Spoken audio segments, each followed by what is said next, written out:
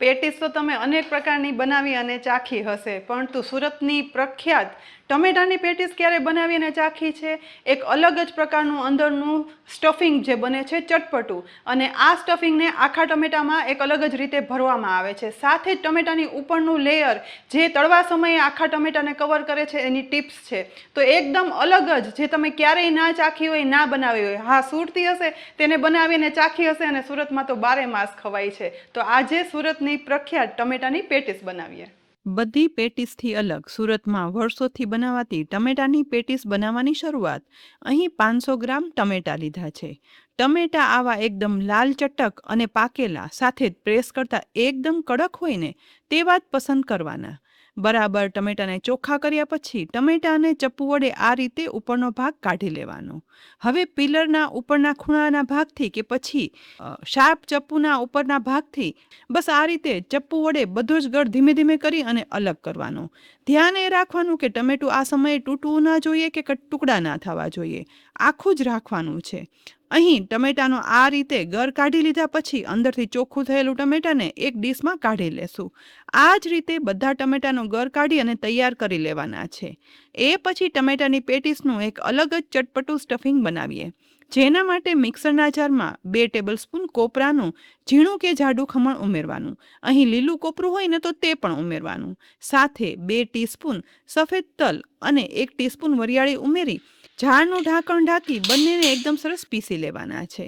હવે પીસેલા આ મિશ્રણમાં 100 ગ્રામ ઘરમાં કોઈ પણ રહેલા ગાંઠિયા હોય ને તે ઉમેરવાના. અહીં ગાંઠિયાને બદલે ચવાણું હોય કે પછી સેવ હોય તો તે પણ વાપરી શકાય. હવે સાથે વધારે પ્રમાણમાં તીખા લીલા મરચાં, 1 ઇંચ આદુનો ટુકડો અને 3 થી 4 કળી લસણની ઉમેરવાની.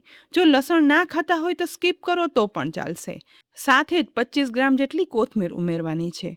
ઝાડનું ઢાંકણ ઢાંકી ફરીથી બધું પીસી લેવાનું. પીસ્યા પછી બનેલા આવા ગ્રીન મસાલાને એક ડીશમાં કાઢી લેવાનું. અને એ પછી તેમાં વધારાના મસાલામાં ચાખી અને મીઠું ઉમેરવાનું, કારણ કે ગાંઠિયામાં ઓલરેડી મીઠું હોય જ છે. સાથે જ 1/4 ટીસ્પૂન હળદર પાવડર, 1 ટીસ્પૂન ખાંડ, 1/4 ટીસ્પૂન ગરમ મસાલા પાવડર ઉમેરી ઉપરથી અડધા લીંબુનો રસ નીચોવી દેવાનો. તેની સાથે થોડી એવી સમારેલી કોથમીર વધારે ઉમેરશું અને 1 ટીસ્પૂન જેટલું તેલ ઉમેરી હળવે હાથે ઉમેરેલા મસાલા અને તેલ છે ને તે આ પીસાયેલા મિશ્રણમાં મિક્સ કરી દેવાના. બસ એકદમ ગ્રીન કલર સાથે ટેસ્ટી ચટપટો મસાલો બની અને તૈયાર થઈ જશે. આ ટેસ્ટી મસાલો ટમેટાની પેટીસને બીજી બધી પેટીસ કરતાં ચડિયાતી બનાવે છે. હવે બનાવેલો મસાલો છે ને તે થોડો થોડો હાથમાં લેતો જવાનો અને આ રીતે ગર કાઢેલું એક ટમેટું લઈ તેમાં સમાઈને એટલો મસાલો પ્રેસ કરી અને ભરવાનો છે. ધ્યાન એ રાખવાનું કે આ મસાલો એકદમ સરસ વ્યવસ્થિત પ્રેસ કરી અને ભરવાનો. અને આ રીતે મસાલો ભરેલો ટમેટું છે ને તૈયાર થઈ જાય ને એટલે એક ડીશમાં રાખતું જવાનું. અહીં ટમેટાની અંદર પ્રેસ કરી અને મસાલો ભરવાનો, જેથી ટમેટાની પેટીસ તૈયાર થાય ને તો ક્યાંય પણ એર ના રહે અને ટમેટું તળવા સમયે ફૂટે નહીં. અને મસાલો અંદર વધારે સરસ ભરાઈ ગયો હશે ને તો ટમેટાની આ પેટીસ તળ્યા પછી ખાવાની ખરેખર મજા આવશે. બસ અહીં બધા ટમેટા આ રીતે મસાલો ભરી અને તૈયાર કરી લીધા અને આ માપ પ્રમાણે એકદમ પરફેક્ટ માપનો મસાલો થયો.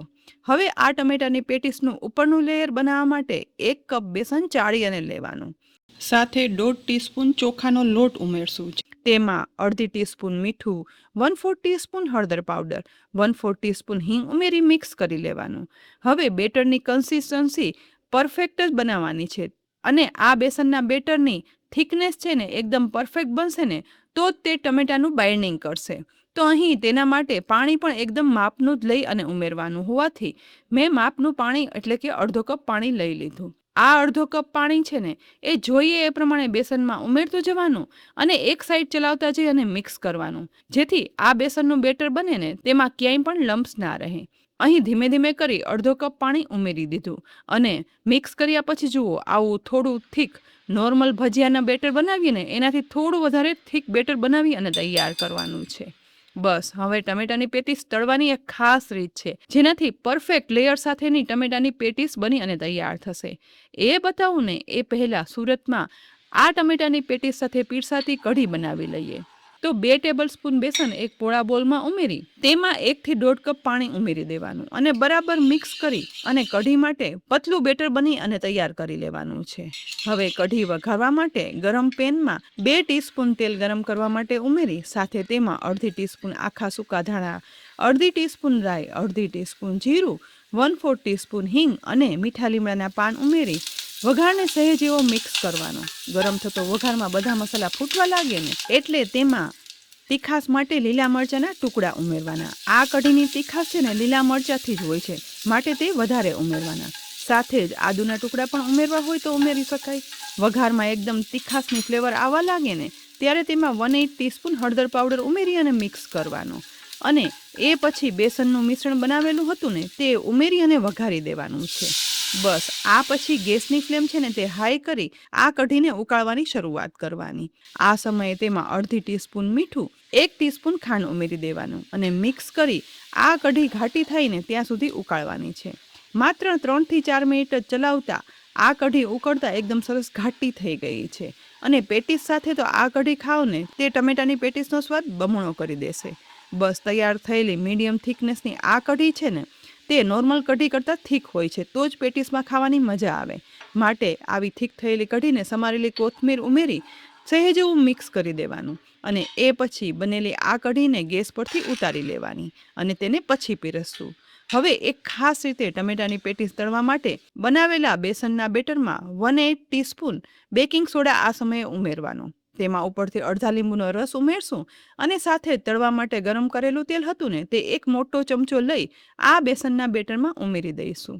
ફરીથી બધું બરાબર મિક્સ જેથી બેસનના આ બેટરમાં બેકિંગ સોડા, લીંબુ અને તેલ મિક્સ થઈ એકદમ સરસ કલરમાં આ બેટર ઉજળું બની જશે. હવે ટમેટાની આ પેટીસ તળવા માટેની એક ખાસ રીત તો મસાલો ભરેલા આ ટમેટું લઈ અને બેસનના બેટરમાં ઉમેરવાનું. આ ટમેટાને બધી બાજુથી બેસનના બેટર વડે કવર કરી લેવાનું અને એ પછી આખા હાથની મદદથી આ રીતે ટમેટું બેટરમાંથી નિતારી અને કાઢવાનું અને તુરંત જ ગેસની મીડિયમ ટુ હાઈ ફ્લેમ પર ગરમ થયેલા તેલમાં ઉમેરી દેવાનું. આ કામ સ્પીડથી કરવાનું કારણ કે ભજીયામાં જેમ બેટર ઉપર ચીપકી રહે છે ને તેમ આમાં નથી થતું. ટમેટા ઉપર બેસનનું લેયર છે ને એ તુરંત જ સરકી જશે તો પછી ટમેટું થોડું એવું બહારથી ખુલ્લું દેખાશે. થોડી સ્પીડ રાખીને આ રીતે ટ્રીક તળી લેશે ને તો પરફેક્ટ ટમેટાની પેટીસ બની અને તૈયાર થઈ જશે. બસ આ જ રીતે મેં કઢાઈમાં સમાઈને એટલા ભરેલા ટમેટા છે ને તે બેસનના બેટરમાં કવર કરી અને તેલમાં તળવા માટે ઉમેરી દીધા છે.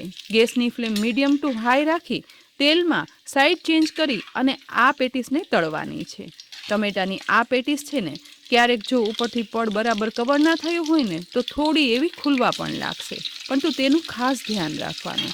ધીમે ધીમે કરતા 2 થી 3 જ મિનિટમાં ઉપરથી એકદમ ગોલ્ડન બ્રાઉન કલર સાથે ટમેટાની પેટીસ તેલમાં તળાઈ ગઈ છે તો તેને તેલમાંથી નિતારતા જશું અને એક બીજા ઝારામાં કાઢી લેવાનું અને એ પછી ઝારાની આ બધી તૈયાર થયેલી ગોળ ગોળ એકદમ ઉજળી ગોલ્ડન બ્રાઉન ટમેટાની પેટીસને એક ડીશમાં કાઢી લઈશું. બાકી વધેલી ટમેટાની પેટીસ પણ તેલમાં મેં ઉમેરી એ જ રીતે તળ્યા પછી સાથે લીલા મરચાં પણ તળી લેવાના કારણ કે પેટીસ સાથે આ રીતે તળેલા લીલા મરચાં પણ પીરસાય છે. બસ બધી ટમેટાની પેટીસ તૈયાર થઈ જાય ને એટલે હવે હું તમને ટમેટાની પેટીસ છે ને તે ટુકડા કરીને પણ બતાવું. તો ચપ્પુ વડે અને બીજા હાથની મદદ વડે ધીમે ધીમે કરી આ ટમેટાની તૈયાર થયેલી પેટીસના પહેલા 2 ટુકડા કરશું અને પછી તેના 4 ટુકડા કરી લેવાના અને એ પછી ટમેટાની પેટીસ ખોલતા જુઓ અંદરથી ગ્રીન, વચ્ચે ટમેટાનું લેયર અને ઉપર બેસનના બેટરનું પીળું લેયર. એક ટુકડો લેતા જ જુઓ એકદમ કલરફુલ લીલી, લાલ અને પીળા કલરની આ ટમેટાની પેટીસ જોઈને જ ખાવાનું મન થઈ ગયું ને. ખરેખર જેટલી દેખાવમાં સરસ છે ને એટલી જ આ ટેસ્ટમાં અલગ અને એકદમ ચટપટી ખરેખર સરસ છે. બસ ટુકડા કરી પીરસાતી આ ટમેટાની પેટીસ છે ને સાથે બનાવેલી કઢી હોય, તળેલા લીલા મરચાં અને તેની સાથે ગ્રીન ચટણી સાથે સુરતમાં આ જ રીતે પીરસાય છે. તો વરસાદ આવે કે ના આવે પણ સુરતમાં તો 12 માસ આ ટમેટાની પેટીસ આ જ રીતે બનાવાય છે અને પછી ખવાય છે. તો ફ્રેન્ડ્સ તમે બધી પેટીસ બનાવી અને ખાધી છે, ભજીયા પણ ખાધા હશે, પણ તો ક્યારેય ટમેટાની પેટીસ ના બનાવી હોય ને તો ચોક્કસથી આ રીતે બનાવી અને ટ્રાય કરજો. ખરેખર ખાવાની મજા આવશે, થોડું અલગ લાગશે, છતાં પણ આપણો સ્વાદ. તો ફ્રેન્ડ્સ, સુરતની પ્રખ્યાત ટમેટાની પેટીસની આ રેસીપી તમને કેવી લાગી? ઉપયોગી તો છે જ, માટે પેટીસ ખાવાના કે પછી ભજીયા ખાવાના શોખીન હોય ને તેને ટમેટાની પેટીસની આ રેસીપી શેર કરી દેજો.